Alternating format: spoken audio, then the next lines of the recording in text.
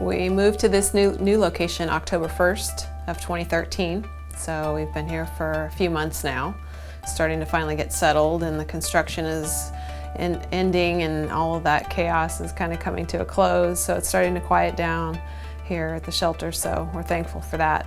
We started moving about 400 animals or so and all kinds of belongings and cleaning supplies and anything you can imagine over to this facility. Our facility is bright, it's cheery, the colors are nice. We try to make it as friendly as possible for people to come in, for volunteers to come in and help out, for the staff, everybody who works here.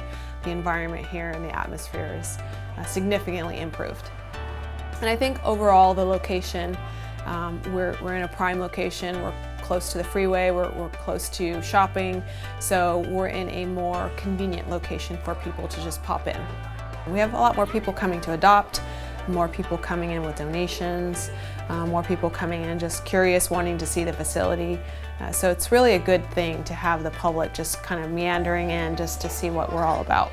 So we're really starting to get a good feel for the number of people that come into the facility, the number of animals that we deal with on a day-to-day basis.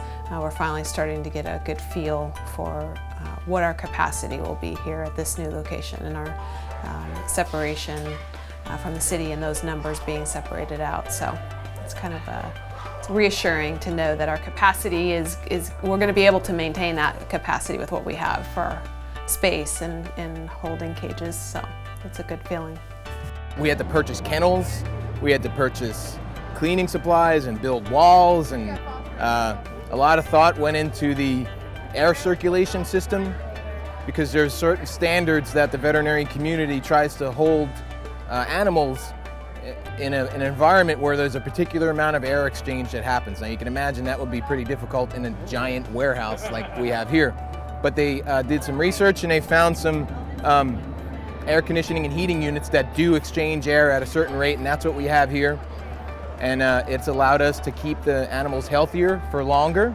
And when they do become ill, we're able to treat them, remove them from the population in a separate building, and treat them. And when we do treat them, they respond much better than we ever seen before. This facility has almost 3 acres. It's a very large, spread out facility. We have the capability here with the numbers of animals that we're currently housing to singly house a lot of the animals as opposed to multiple housings. So that decreases your disease factors and your fighting issues, and it basically features the animals in a much more healthy environment.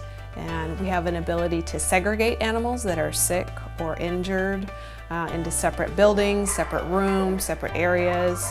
We have 83 kennels in this front area, and they all can be divided into 2. Just in case you're trying to clean a kennel, you can open the gate, escort the animal to the other side, and be able to clean out the kennel without the dog getting wet. We have a couple of get-to-know-you rooms where people can take an animal out and get acquainted with it and sit down with it in a quiet setting and see if that animal might be a good fit for their family. So that's a good positive thing that we can offer for people to come in and get to know some of the animals that are in our care. The 2 rooms behind you on the end, those are adoptable cat rooms. Any animal, any cat that we feel is adoptable, we'll move them up here. They usually go pretty quick. We're having a lot of success adopting out cats right now. It's a good thing. We basically have a theory right now that if we take in a cat, it's going out alive. Whether it be a feral cat or an adoptable cat, our TNR program allows us to get cats out no matter what. Typically it is primarily cats and dogs. However, we do occasionally get horses, some other small animals, goats, pigs, things of that nature that end up wandering loose in the streets, or they might be seized out of a cruelty case or something like that they end up here in our care. But typically it's primarily mostly dogs and cats. Right now we have about 5 or 6 horses in our care. Some of them are at the veterinary clinic and some of them are here. So people are welcome to adopt the animals that are available for adoption, and horse adoptions are $150. So it's a great deal. They can come in and adopt a horse and hopefully make a lifelong pet. If you look above you, the girders that are hanging down, those are parts of the circulation system. There was a lot of thought that went into those circulation systems to be able to get air exchange in here. There's louvers on the side of the building. Those louvers vent the used air. So the fresh air comes in up front and it goes out the side. So it keeps the air exchanging, and at the same time, it keeps the smell down. When we talked about moving facilities into a cavernous building, we were really concerned about the noise. We thought it was going to echo and you wouldn't be able to hear anything. If you notice, it's actually not that bad. And it's probably because the animals are more comfortable here than they were at Mount Vernon. So when it's comfortable, it's less stress on the animal and they don't have such a need to be able to vocalize. To my left right here, these are intake rooms. Each animal that comes in the facility, they're weighed, vaccinated, picture taken, scanned for a microchip, and this is where that's done. We have 2 intake rooms, and each animal that comes into this facility goes into these rooms. This is Building B that's behind us. Building B is a segregation building. Anytime we have an animal that either comes in sick or comes down ill while it's here, is removed from the general population and moved to a different facility. The reason being, obviously, is again, minimizes the transmission of disease. That's one of our favorite things about the facility, is we're able to have a separate building to put sick animals in. Because it doesn't make much sense if you have your contagious animals housed in the same general vicinity as the healthy animals. Because a lot of canine and feline illnesses are airborne. So that's why it's so important. We made it a point to be able to separate the animals from the general population. We knew that there was other shelters that were practicing trap, neuter, release. If you don't know what trap, neuter, release is, that's when somebody traps a feral cat on their property, and instead of euthanizing it, which does nothing for the massive population of feral cats in the county or in any city, instead of euthanizing them, you sterilize them so that they can't create kittens anymore. And instead of practicing euthanasia, what we do is that people bring them to us, we schedule a surgery, we alter them, sometimes Dr. Martinez will alter them, and then within 3 to 4 days, they get returned back to the area where they came from. And I think I said before, since June, we've trapped, neutered, and released about 800 cats, over 800 cats.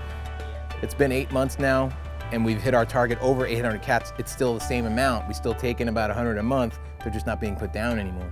And it's funny because when we moved to this facility, our intakes dropped drastically. We started taking in about half the amount of animals that we used to, but our feral cats still stayed the same. And the reason being is because there's a lot of people in the community, you don't know it, that care for feral colonies. And they can't afford to go take animals back and forth and pay $200 per surgery, so they're taking advantage of the program that we have. And we thought it would be a good way to be able to help the community without necessarily going into the community. They'll do the work of bringing the cats into you. All we have to do is alter them. And we do leave it up to the public whether they want to return and take the cat back, or we will do it for them. But there is not an option, that we don't give the public an option right now to not take the animal back to where it came from. If it's coming to our facility, it'll be altered and released. Sometimes it takes a small step, and to be able to start treating feral cats the same as any other animal on property, it's a small way to say, you know, we're not okay with euthanasia. We're not okay with killing cats, and we don't want to do that anymore. We want to give them the opportunity just like any animal would. And sometimes those small sort of battles and procedures that you put in place that can change the community's perception. But since we started the program, now that is the norm. You know, in this county, in this community, that should be the norm, and I like the way that's happening.